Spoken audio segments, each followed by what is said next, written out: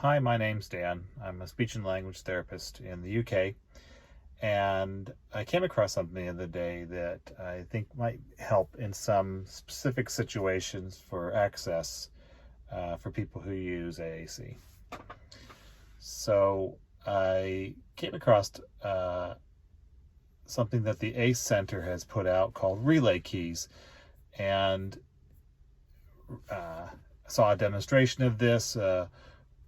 Will Wade put out a video saying that they were able to start with a communication aid and send text or mouse commands to Android devices or iOS devices. And they shot a demonstration, and there's a really good video on the ACE Center website about how to do that. So I thought I might go through and just show how, with a little help from Will Wade at the ACE Center, how that's done, how they make this package work. So right now I'm going to, this is all on the ACE Center website. I'm going to download these RelayKey software package, and we'll go from there. So I'm just about ready to download the RelayKeys.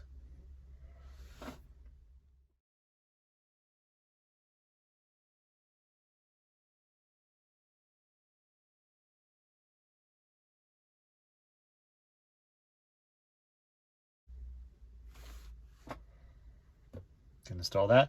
I talked to Will about this, and you install it as a normal install.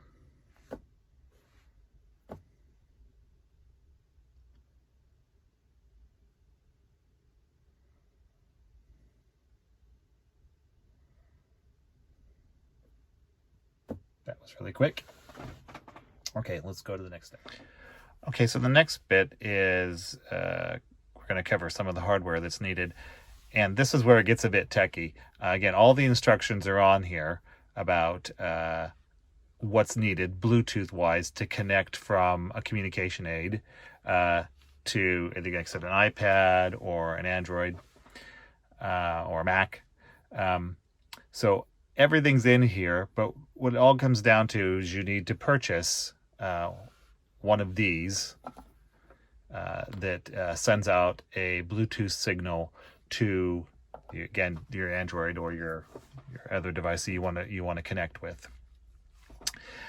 So got to purchase that, and then you download a bit of software that goes on top of it to let it know how to work with the RelayKeys. So the next bit is just getting the RelayKeys and this device to pair up Bluetooth-wise with the iPad. And so you open up the RelayKeys software, you go into devices and capture it, and it's your basic Bluetooth pairing process. So now you can see that my iPad is recognized through RelayKeys, and over on my iPad we've got RelayKeys connected there as well. So between the two, through USB on this, we are now able to send a signal to the iPad.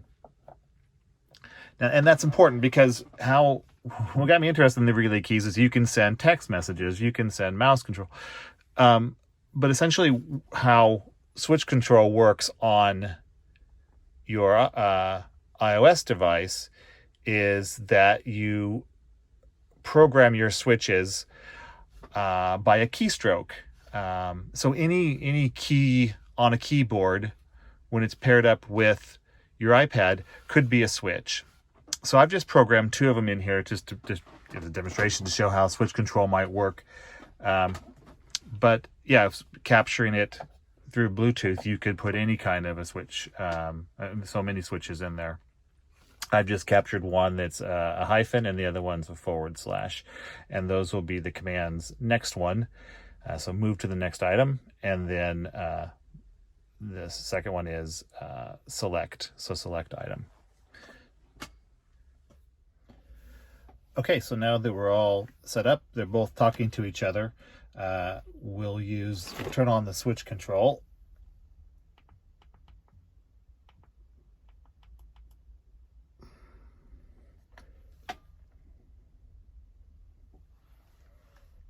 Cough drop to toggle assistive touch. Okay, and now we're going to send a signal over to the iPad to tell it to move it to the next one. So I'm going to use eye gaze. You could use switches or touchscreen, but let's go with eye gaze and see what goes here. Chrome to Canva. Okay, so now I'm looking at the iPad just to see where I'm at here. I'm going to go down a couple more.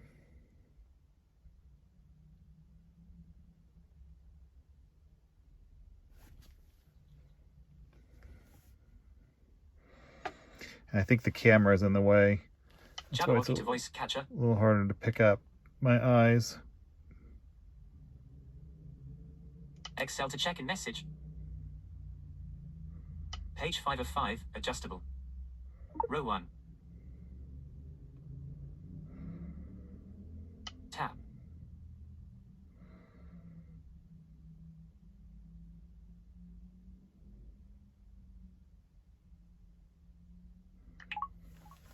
Okay. Dropbox to productivity and finance folder, 40 apps.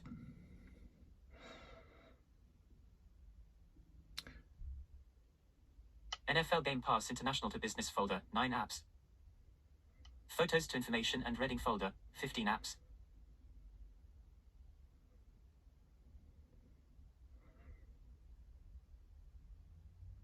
Photos to camera. Procreate to creativity folder, 14 apps. Jabberwocky to Speak. Jabberwocky. Row 1.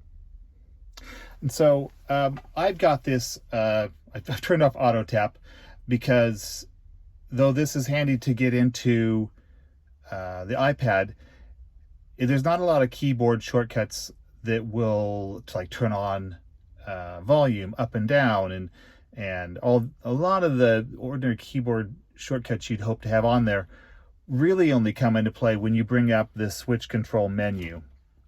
And so I'll just give a demonstration. Let's see if I wanted to turn the volume down. So underneath this switch control menu, that's where a lot of the functions that, again, would make this iPad accessible.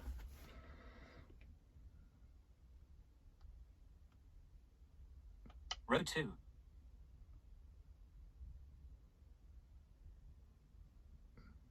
Shortcuts. App switcher. Control center. Decrease volume. Decrease volume. So just an example of how you could use your eye gaze to control the iPad. And the reason you might want to do this is, let's say you want to watch something on the iPad, you're watching a video. So you can use one device to do the controlling and the other screen, the iPad, to watch what you want to watch without that interaction interference. I should say that I'm using Grid 3 to run this grid set, but the ACE Center has made similar grid sets for Communicator 5, for New Voice, and for Mind Express, although they may have other solutions that may work better for what we're trying to do here. But I know this, for Grid 3, this is a pretty decent way to make that control work.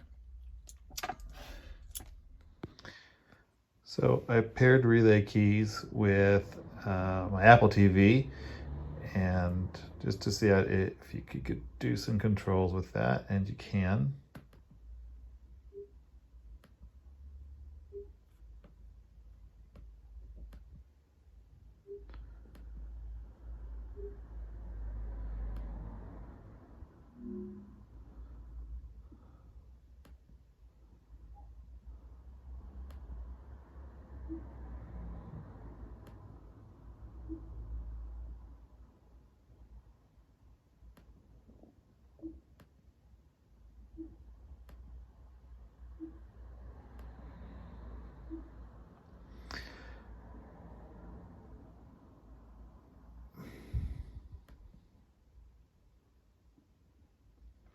So yeah, by just using your arrow keys, you can select something, and then if you want to come out of it, just escape key brings you out. So yeah, So you can control Apple TV paired with RelayKeys. And a bit of hardware. So just a quick note about the Bluetooth connection. I've been playing around with this for a few days, and once RelayKeys is paired initially, I haven't had to reconnect. So when the dongle is plugged in, it connects automatically to the iPad, which is handy. So that's it for now. Massive thanks to the Ace Center for all the work that they put into the RelayKeys.